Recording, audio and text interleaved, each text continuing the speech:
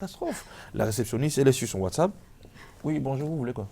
Il n'y a pas la lumière, il n'y a pas la lumière. Vous écoute pas. Alors ça c'est... Mais former le personnel, c'est important. C'est capital. Pourtant, souvent, ils ont 3 étoiles, 4 étoiles. Oh, c'est bizarre. Bon, former le personnel et payer bien le personnel. Et des fois, si vous estimez qu'on ne vous paye pas assez, qu'on ne vous paye pas bien, vraiment démissionner, ça ne sert à rien de rester là pour nuire aux clients. Allez, on va retrouver maintenant ces messieurs qui ont une fois l'envie de passer des messages aux dames. Oui. Vous le savez, le 8 mars, c'est la célébration de la journée internationale de la femme. On célèbre les droits de la femme et malheureusement, dans certaines régions du monde, on a des clichés pas très valorisants pour la femme. Alors au Cameroun, les hommes ont décidé de tirer la sonnette d'alarme. Voici leur message.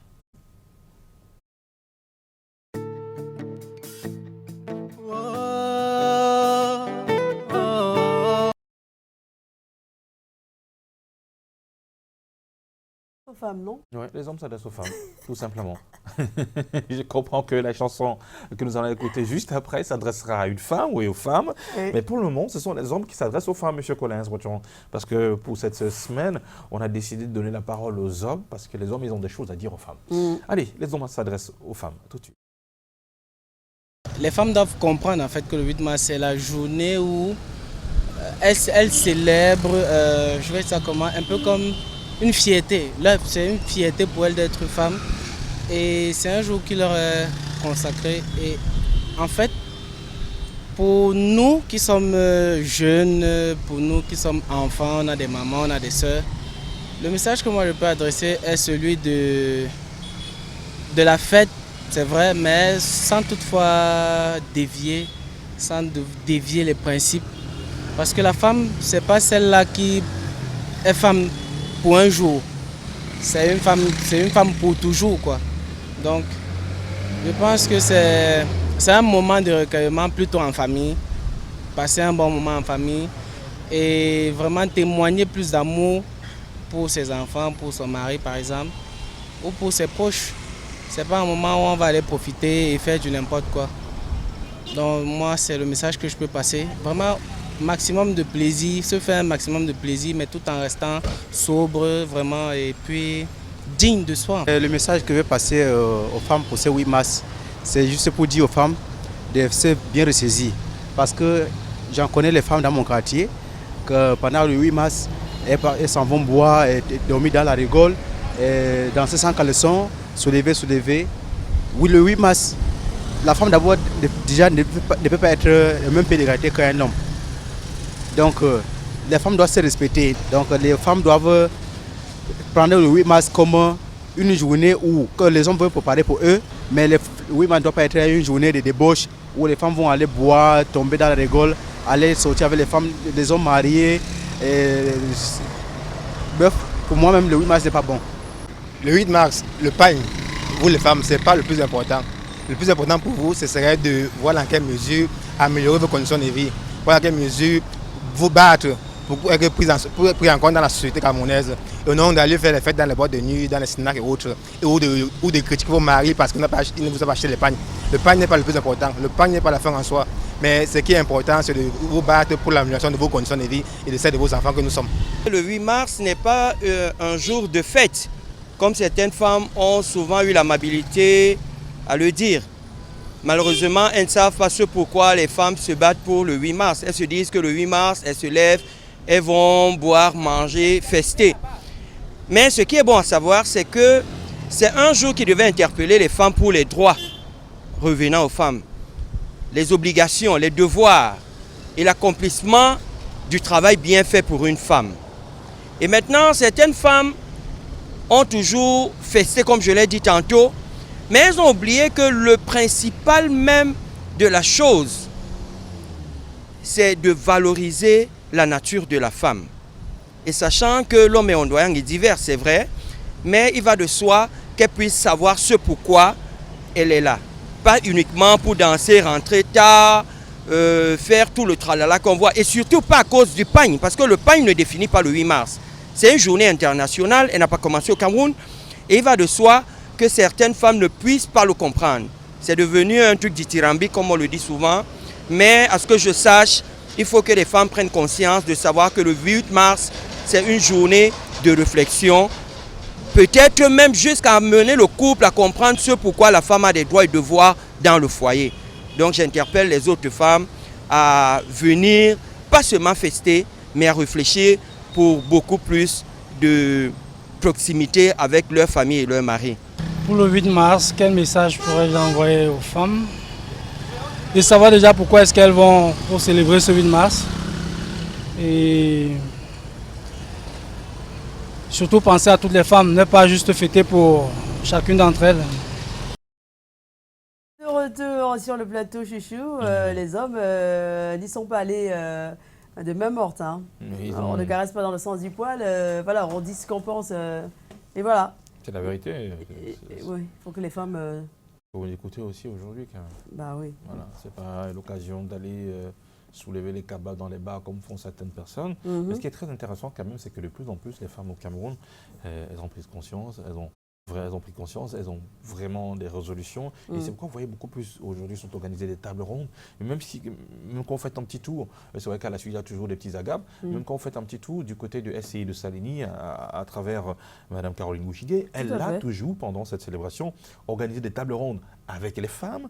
Et pendant ces tables rondes, elles ont eu le temps de partager. Il y a des thèmes comme ça sur lesquels elles travaillent. C'est capital, c'est bon. Et on de voir la fête plus tard. La fête, c'est juste un petit moment pour dire voilà, on bosse dur. Et il faut quand même mériter une bonne bière quand on travaille. Voilà. Et dans ce sillage-là, il y a beaucoup d'entreprises qui organisent justement des conférences, débats sur plusieurs thèmes. Et même que, oulala, j'ai eu la chance d'avoir été contactée par 3 entreprises. Dans ces entreprises-là, le taux d'obésité des femmes est énorme. Et donc, j'ai été sollicitée pour faire pour donner une petite conférence dans ces entreprises-là sur le rééquilibrage alimentaire. Qu'est-ce que c'est que le rééquilibrage alimentaire? Comment perdre du poids? Comment avoir la détermination? Comment avoir la tête haute quand les critiques fusent de partout? Alors, c'est le thème de la conférence que je donnerai dans 3 entreprises spécifiquement. Mais on retrouvera également ce côté-là lors de la grande conférence que je vous ai promis, téléspectateurs chéris. C'est très très bientôt, vous aurez des informations là-dessus. Allez, on va souhaiter une fois de plus un joyeux anniversaire à Kouti Isabelle Lafortune. À Kouti Isabelle Lafortune, vous aurez un an de plus demain. Vous êtes en service au Labogénie et nous on tenait à vous dire joyeux anniversaire. Alors une autre petite demoiselle qui est arrivée à l'orphelinat Notre-Dame de Victoire de PK13 il y a 4 ans aujourd'hui. Elle arrivait toute petite, elle avait quelques mois. Quelques jours. Quelques jours, j'allais dire. Aujourd'hui, elle a pris de l'âge, elle a grandi, elle a 4 ans, elle souffle sur sa 4e bougie. Et au sein de l'orphelinat Notre-Dame de PK13, eh bien, c'est un bonheur extraordinaire de souhaiter coucou, un joyeux anniversaire à la petite Toussi Marie-Flore, le petit ange. Bonne fête, elle aura 1 an le 8 mars. Et aujourd'hui, on lui souhaite pour anticipation. Joyeux anniversaire. Voilà. La petite aussi. Allez, intéressons-nous maintenant à la chronique Regard sur l'actu avec Monsieur Patrick Christian Dobo qui a décidé ce matin de jeter son dévolu sur le processus électoral. Le choc des sessions de plein droit, normalement, devrait nous parler. Bonjour, Monsieur Patrick Christian Dobo. Bonjour à toi, Soflane. Bonjour à Thierry Carole et bonjour à nos téléspectateurs ce matin, que nous saluons avec beaucoup de plaisir, particulièrement les femmes qui, dimanche, seront à la une. Elles le sont déjà tous les jours, puisqu'on a décidé d'en faire une journée particulière. Bon, on y va. On leur souhaite simplement de tirer le meilleur parti d'une journée comme celle-là, au-delà des dérives. Voilà. Alors, quand on scrute l'actualité au Cameroun, on relève assez calmement que l'accouchement des exécutifs dans les villes fut un accouchement plutôt... difficile, très difficile. Oui, on peut dire que ce fut difficile. Et puisque nous sommes dans le jargon de la maternité et qu'on parle des femmes, certaines le comprendront bien et peut-être aussi le corps médical. Le temps du travail pour cet enfantement était vraiment difficile dans certaines circonscriptions, dans certaines municipalités et villes. On pourrait même dire qu'on a peut-être dû procéder par césarienne pour quelques-uns de ces cas-là, parce que les clichés étaient à la fois surprenants, mais intenses, au point de se demander si parfois on avait affaire à des gens qui appartiennent à des familles politiques qui ont la même vision, la même orientation, mais surtout la même idéologie. tellement les clivages et les propos qui se sont parfois dégagés des échanges étaient épiques qu'on avait vraiment du mal à se rendre compte qu'il y avait des majorités qui d'emblée devraient donner, pratiquement avant même le scrutin, devraient donner une orientation. Tant il est vrai qu'on avait souvent en toile de mire ce qui est considéré et appelé à chaque fois la discipline du parti, c'était assez compliqué de le vivre. Et pour preuve, on peut revenir sur quelques-uns de ces clichés. Prenons par exemple le cas de Marois, qui jusqu'à tard hier dans la nuit n'avait pas encore entendu le premier cri, j'ai envie de dire, du bébé qui était attendu. Et dans cette dynamique-là, l'enfantement s'est prolongé au-delà non seulement du terme de la grossesse, mais du terme prévu de manière normale pour le travail. Et même la césarienne était un peu compliquée. Et finalement, Marois, dans la nuit, a aussi donné son verdict. Il a peut-être de ce côté-là, l'exécutif de Marois qui a été finalement dévoilé, a été à l'image, tout au moins sur le plan de la difficulté, que ce qui a été fait à Douala, où Douala nous a servi d'intenses batailles, 2 jours de prise en haleine pratiquement des populations de Douala. C'était bien compliqué pour ceux qui connaissent la ville de se retrouver dans les alentours de la salle de fête d'Aqua, cordon sécuritaire, densité de la population autour, et puis un trafic en termes de circulation qui s'est fait encore un peu plus ressentir, au-delà des embouteillages réguliers qu'on a souvent sur ce tronçon-là, quand il faut traverser la mobile Bonacqua à des heures de pointe. Cela s'est passé pendant 48 heures, c'était difficile. On pourrait dire, lorsqu'on évoque Marois et Douala, qu'ils étaient les seuls cas, et que non, parce que même si à Yaoundé, on a au bout de la première journée trouvé un consensus, ce que quelques-uns ont appelé la paix des braves, mais les dissensions étaient profondes, et que même après l'élection, on n'est pas prêt de se dire qu'on est à peu près tous sur la même longueur d'onde. Et Yaoundé n'était pas seul dans ce cas. On a vu comment quelques-uns ont même carrément pris des urnes pendant la session de plein droit EDA pour les balancer au sol. C'était des images assez inimaginables dans un contexte comme cela. On peut dire que lorsque le scrutin est direct avec un suffrage universel, parfois on peut avoir des électrons qui sont difficilement contrôlables. Et que malheureusement, même pendant les types de scrutins indirects, où on a un corps électoral un peu plus confiné, un corps électoral qu'on peut supposer un peu plus responsable que la grande majorité qu'on a lors des scrutins directs, on a trouvé tout de même des éléments dans ces phases-là qui étaient véritablement enragés, comme des véritables loups, finalement, qui ont donné du fil à retordre à l'administration qui était là pour encadrer le processus. Encore que cette administration parfois est tensée du doigt pour avoir pris parti pour tel ou tel autre cas, tout au moins dans les mécanismes de gestion ou bien dans la manière de faciliter la tâche à quelques-uns. Ça, ce sont des procès qu'on a vu intentés à l'administration dans ces processus-là. Mais au fond, on constate qu'il y avait véritablement un malaise. Et lorsqu'on cite tous ces cas précédents, certains pourraient laisser croire que cette question ne concerne que le parti au pouvoir qui est majoritaire. Et peut-être, on parlait ici de l'élection au niveau des villes, des maires, mais on l'a vu même dans les sessions de plein droit, au niveau des maires des communes. Et je vous prendrai par exemple le cas du SDF à Loum. Là-bas aussi, on a vu que c'était des batailles tranchées, où il y avait une investiture du parti qui n'a totalement pas plu à un candidat, et d'ailleurs le maire sortant, qui avait son équipe, ont carrément balayé d'un revers de la main, se sont présentés et finalement ont eu gain de cause.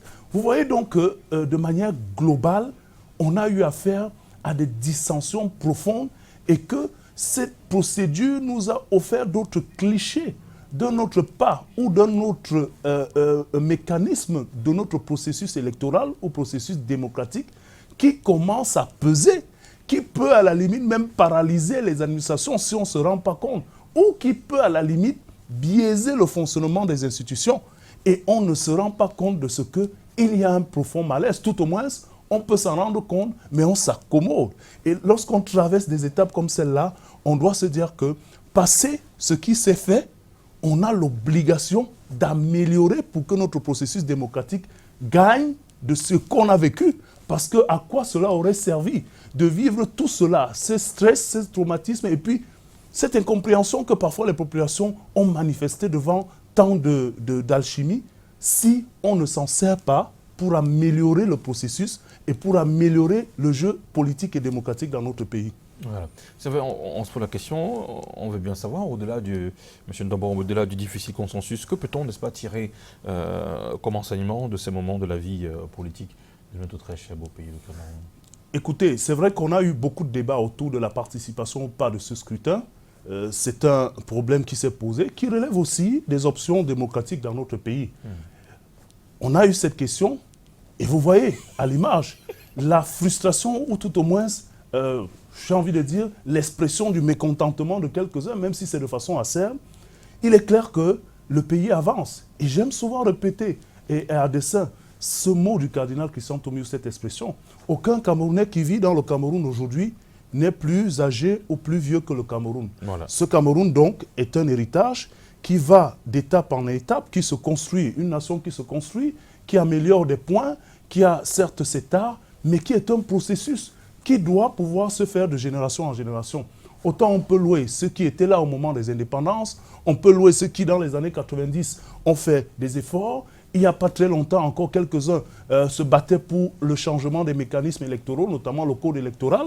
Et aujourd'hui, on est dans une dimension où on a véritablement l'impression que le peuple veut se réapproprier véritablement sa souveraineté, que le peuple veut être véritablement l'élément d'influence, d'orientation et de détermination même qui permet aujourd'hui d'avoir une image de ceux qui sont à la tête.